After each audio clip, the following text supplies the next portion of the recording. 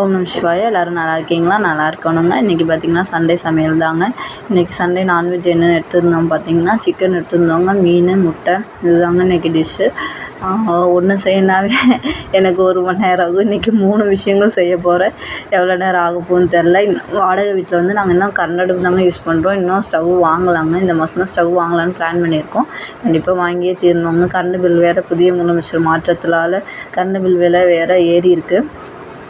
அதை பற்றி என்ன நினைக்கிறேன்னு கமெண்ட் பண்ணுங்கள். இல்லை அதே மாதிரி தான் இருக்குது அப்படின்னு இந்த மாதம் கரண்ட் பில்லை பார்த்த உடனே உங்களுக்கு எப்படி இருந்துச்சுன்னு கமெண்ட் பண்ணுங்கள்.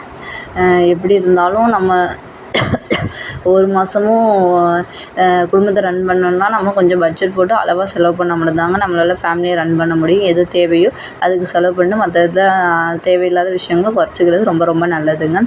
இதுக்கு வந்து இன்றைக்கி வந்து இது 2க்கும், அதாவது சிக்கனுக்கும் மீனுக்கும் மீன் குழம்பு செய்யலான்னாலும் சிக்கன் வந்து வறுக்கிறதாங்க பிளான் பண்ணியிருக்கேன். முட்டை அவிச்சிடலாம்.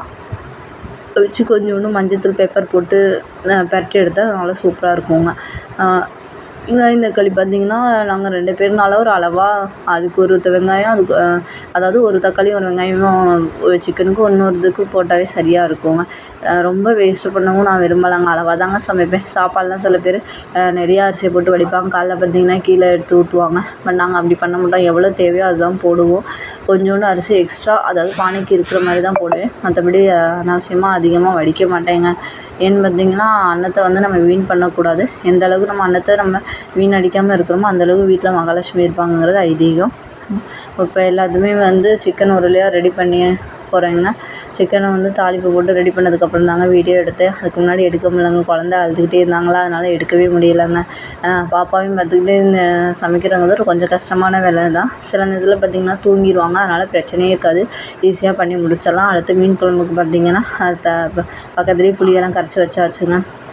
மீனை ஃப்ரிட்ஜுக்குள்ளே இது நான்வெஜ் வாங்கி வந்த உடனே நான் ஐயோ நான்வெஜ்ஜா அப்படின்னு இது பண்ண மாட்டேங்க. உடனே போய் வாஷ் பண்ணி வச்சதுக்கப்புறம் தாங்க அடுத்த வேலையே பார்ப்பேன். ஒரு வழியாக வாஷ் பண்ணி முடித்ததுக்கப்புறம் தாங்க நமக்கு நிம்மதி பெருமூச்சே வரும். அதுவும் இங்கே வீட்டுக்குள்ளேயே இருக்கிறனால கழுவி அந்த தண்ணியை வந்து சிங்கில் ஊற்ற முடியாது. ஏன்னா ரொம்ப கப்படிக்கும். அதனால் ஒரு குண்டான் ஃபுல்லாக அந்த இதை வாஷ் பண்ணி வச்சதுக்கப்புறம் அதுக்கப்புறம் கொண்டு வெளியில் ஊற்றிடுவேங்க.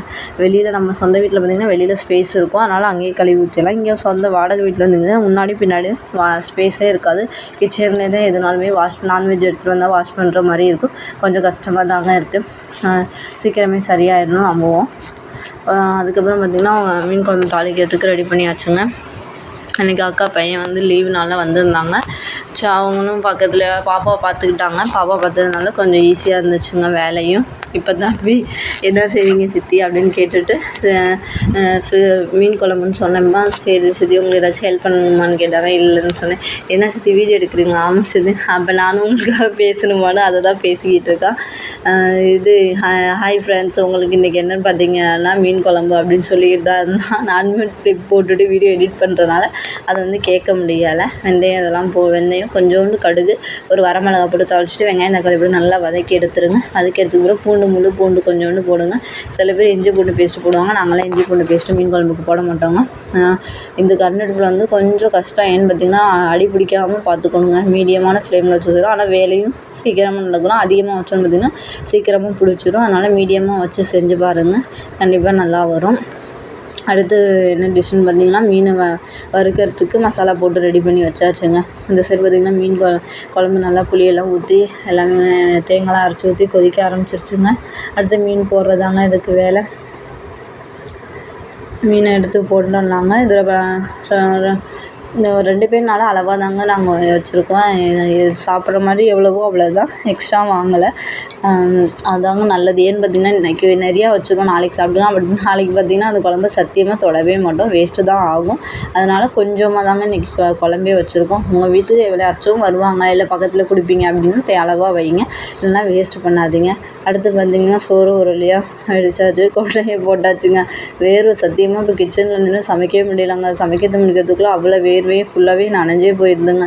இதில் துணி வேறு துவைச்சா சுத்தமாக நனைஞ்சு போயிடுங்க. சோறு வேகிற நேரத்தில் துணியும் துவைச்சாச்சுங்க இன்றைக்கி. அக்கா பையன் பார்த்தீங்கன்னா மறுபடியும் வீடியோ எடுக்க ஆரம்பிச்சிட்டிங்களா சித்தி அப்படின்னு கேட்க ஆரம்பிச்சிட்டான். ஆமாண்ணா தம்பி, இனிமேல் வச்சு வீடியோ போட்டாகணும். சும்மா வீட்டில் தானே இருக்கிறோம், ஒர்க் போகலை. அப்போ யூடியூப்ல நிறைய பேர் ஏர்ன் பண்ணுறாங்க, அதனால நம்மளும் ஏர்ன் பண்ணுமே இப்போ தொடர்ந்து வீடியோ போடலான்னு இருக்கேன். கண்டிப்பாக ஃப்ரெண்ட்ஸ் ஆதரவு கொடுங்க ஃப்ரெண்ட்ஸ். சப்ஸ்கிரைப் பண்ணுங்கள், ஷேர் பண்ணுங்கள். எவ்வளவோ விஷயங்கள் பார்க்குறீங்க, அதே மாதிரி எங்கள் வீடியோவும் பார்த்துக்கு கொஞ்சம் லைக் பண்ணி ஷேர் பண்ணுங்கள். எங்களுக்கும் கொஞ்சம் சப்போர்ட்டிவாக இருக்கும். இதோட 2வது சேனல் ஃப்ரெண்ட்ஸ். சேனல் சுத்தமாக ஒர்க்கே ஆகலாம். ஆனால் 50,000 சப்ஸ்கிரைபர் வந்துச்சு. பட் ஐடியாவே இன்னும் வரைக்குமே எனக்கு சரியாகவே வரல. ஒரு நாள் பார்த்திங்கன்னா கண்டென்ட்டே வந்து இன்னும் படிக்கிற கண்டென்ட் போடலாமா, இல்லை சமையல் கண்டென்ட் போடலாமா, இல்லை விலாக் மாதிரி போடலாமான்னு யோசிக்கிறேன். எப்படியாச்சும் நம்ம இந்த தடவை ஏர்ன் பண்ணியே ஆகணும். சேனல் மானிட்டேஷன் ஆகியே ஆகணுங்க. ஏன்னு பார்த்திங்கன்னா ஒவ்வொருத்தவங்களும் பார்க்க தான் அவங்கள நம்ம நினைப்போம் ஆள் பார்க்க இப்படி இருக்காங்க. பட் அவங்கள பார்த்திங்கன்னா சேனல் நல்லா ஏர்ன் பண்ணி நல்லபடியாக நடத்திக்கிட்டு இருக்காங்க. நமக்கு வந்து எல்லாமே தெரியும்னு நினச்சிட்டு இருப்போம். பட் நம்மளால் ஒரு இதை கூட சரியாக பண்ண முடியல அப்படின்னு சில நேரத்துலலாம் தோணுதுங்க ஃப்ரெண்ட்ஸ். அடுத்து பார்த்திங்கன்னா மீன் வறுக்க ஆரம்பிச்சாச்சு ஃப்ரெண்ட்ஸ். கொஞ்ச நேரம் உடனே நீங்கள் மீனை பரட்டிட்டு உடனே போட்டிங்கன்னா அது நல்லா வராது. கொஞ்சம் மைதாவும் கார்ன்ஃப்ளவரும் போடுங்க. நாங்கள் எப்போதுமே அப்படி தான் போடுவோம். நல்லா மொறுன்னு கிறிஸ்பியாக வருங்க ஃப்ரெண்ட்ஸ். அந்த மாதிரி செஞ்சு பாருங்கள். எண்ணெயை வந்து சில பேர் நிறையா ஊற்றி பொரிப்பாங்க. அப்புறம் அந்த எண்ணெயை வேஸ்ட்டு பண்ணிடுவாங்க. அடுத்த தடவை யூஸ் பண்ணலாம் மறந்தே போயிடுவோம். அது மாதிரி பண்ணாது.